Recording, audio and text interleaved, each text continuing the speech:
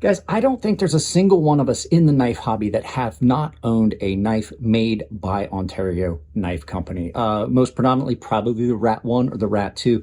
There's a whole series of rat knives. But when you think about it, we all have had probably an old hickory kitchen knife at some point. This video is going to be a little bit different. It's kind of sad. We're going to talk about the collapse and fall of Ontario Knife Company. But stay tuned all the way to the end because there may be a light at the end of the tunnel that's not a train.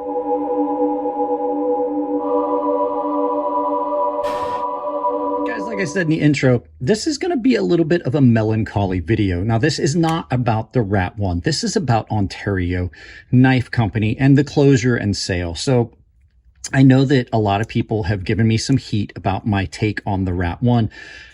I can appreciate it for what it once was. It is, like me, a dated design. Is it still a good knife? Yes, but that's not what this video is about. We're going to talk about Ontario Knife Company and some of the tie-ins to Randall and Essie and things like that. So do you guys know that Ontario Knives has been around for a long time?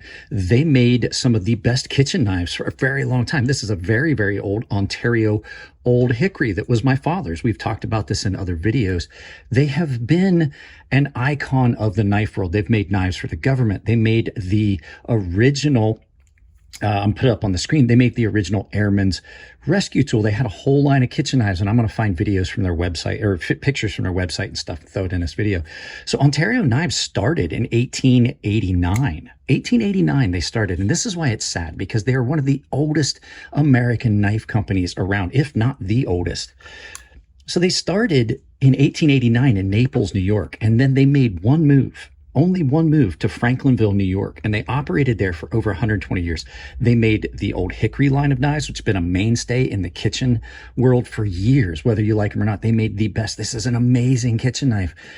They made some of the best kitchen cutlery you're going to find. They also made a bunch of other knives. Like I said, they made knives for the government, and they started in 2002 to produce all of Randall Adventure and Training knives. It was an exclusive collab with them and RAT to produce their line of knives. So there's fixed blade rats. There's are very, very many knives in that Rat line. But what a lot of people don't know is that Rat is also the owners of Essie. So I wanted to touch on that for a second. So Jeff Randall and Mike Perrin started Randall Adventure and Training, and they also work a lot with search and rescue, and they own the Essie line. Now this one's been modified, but this is an Essie 4. This is an American made fixed blade, and you can see some of the lines on that are trans. And they started doing stuff in the Amazon and training people and doing SAR training. They do search and rescue. They have a lot of courses and things they teach to law enforcement. So they reached out and said, hey, we want you to produce our Rat line of knives, the Randall Adventure and Training. And the nice thing was, this was one of the first budget heavy use folders that you would get. For its time, it was very good. Now, since July, Ontario Knife and Tool was sold. They had an owner. They were owned by another company. And so Ontario Knife Company was owned by another company, and they sold them off. Blue Ridge Knife and Tool bought all of the existing stock of knives, but they didn't buy any of the machines. Now, I'm going to tell you a little secret about the Rat line in a second. But they sold everything. They sold their stock of their inventory, and basically the whole thing was sold, but no one bought the machines. They laid off all the employees, which is sad for an American manufacturer. As much as I've dinged on this knife, it's still a good knife. It's just not as great as it once was. But I wanted to kind of point out one of the things that along the lines of it, people are, well, why did they go out of business? And it's sad to say, and I have my own take on it, you guys might not agree with it, is along the lines of why I say this knife isn't as great as it once was. They didn't really adapt to the environment they were in. There were knives that were coming out that, as much as people love the simplicity of this, at the price point, you could get knives that were a lot flashier in better materials and things like that for cheaper. And they did not adapt to that new environment. And that's one of the reasons that they kind of fell out of favor, and they weren't making as many sales, and the company started to flounder and they had to sell. Now, here is the good thing. Just like a lot of other companies, when they went under, they could make a resurgence. There have been companies that have come back out of nowhere. And the fact is, if you are a fan of the Rat line of knives, this line of knives was designed by Randall Adventure and Training, which means that you may still be able to find these knives being done under a different manufacturer. And I would like to see, this would be the big one, I would like to see the company Rowan that does the Essie knives, I would like to see them take over the folder production for a while, at least until maybe Ontario Knife Company can bring themselves back. So they were sold out. I don't know who actually bought them, but it was like $2.1 million worth of sales. So there's a possibility that whoever bought them may bring that back and start running things out of that factory. So we've seen it with other companies.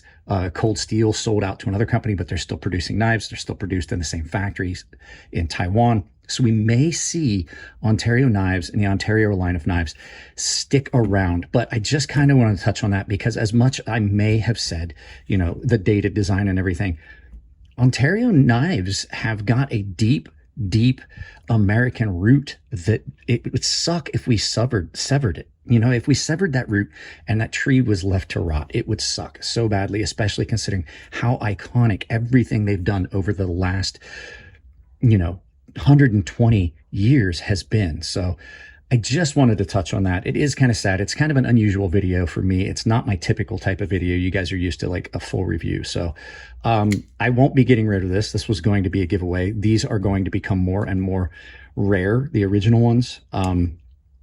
So I can still appreciate this and everything they've done, but I still think that it just comes back to a mindset of we've always done it this way and it's always worked, and that doesn't always work. Eventually you have to adapt. So with that being said, let's turn this around. We'll do some final thoughts and I'll send you out about your day. Yeah, guys, absolutely hate to see this happen. It's another one of those American companies that kind of didn't evolve to the current market and look at trends, and just, it was too late. It happened with Toys R Us. You guys have heard me talk about the Toys R Us Amazon thing, and that they didn't adapt to that new marketplace. So with that being said, I hope that they're able to bring back their line of knives. Hopefully whoever bought the company will reestablish manufacturing there and maybe bring things in the norm. I gotta say, some of the Rat knives are amazing. The Rat fixed blade knives are amazing. I just was not a fan of this after things kind of improved. So in the knife world, where you could get better knives at that price point. So with that being said, guys, no ad in this one, so you guys know what to do. Sponsors are down below. They've got discounts built into the links. It's Coffee Brand Coffee, Tempered Trail. The best laces you're going to find for hiking boots, athletic shoes, things like that are over at Tempered Trail, and Coffee Brand Coffee is my primary sponsor. They've done a lot for supporting small channels like mine. Guilt-free purchase. They are apolitical, so they don't take sides. And they have a money-back guarantee for their roasted on-demand coffee. It's some of the best coffee you're going to find at the price. So discount codes for Rosecraft Blades and Ferrum Forge. It is Crazy Sharp, all one word. And I have an Amazon link down below where you can purchase items through Amazon. It supports the channel. Take that link, pin it to your browser. It doesn't cost you anything at checkout. And the final way is I have a membership. It's all tier-based. Everyone has access to my Discord server. It's private Discord for the members. I have got early access to videos set up for those guys. They get videos as soon as I post them, sometimes weeks or months before you guys see them. And the baseline and premium guys are automatically entered into giveaways. I'm going to be giving away a titanium pyrite before too long. The premium guys have access to a sharpening tutorial series here on YouTube behind the paywall. Guys, that's it on this one. Sorry about taking a dump in your Cheerios with some sad stuff, but had to be said. So I love y'all. Keep it clean in the comments section. It's your birthday. Happy birthday. And I'll see you in a happier video next time.